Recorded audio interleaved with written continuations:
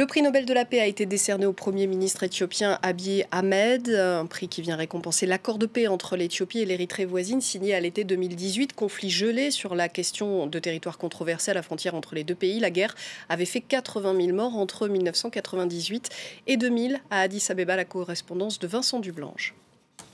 Grande satisfaction évidemment, hein, sur les réseaux sociaux, même un certain nombre de personnes critiquent, sur les réformes, d'Abiy Ahmed, notamment, sur ses réformes économiques, voilà, il y a certaines critiques qui se font jour. Même ces personnes-là sont très satisfaites, donc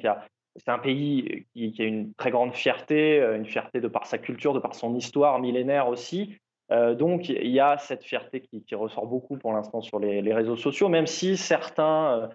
opposants, notamment des gens proches de l'ancien pouvoir, ou en tout cas du parti de la coalition qui a été mis de côté finalement par l'arrivée d'Abiy Ahmed, eux sont plutôt mécontents. Et certains membres de la communauté d'Abiy Ahmed, hein, les Oromo, la plus grande ethnie d'Éthiopie, se montrent aussi critiques en disant que le travail, pour l'instant, finalement, n'a été fait qu'à moitié. Vous l'avez dit, c'est donc la paix avec l'Érythrée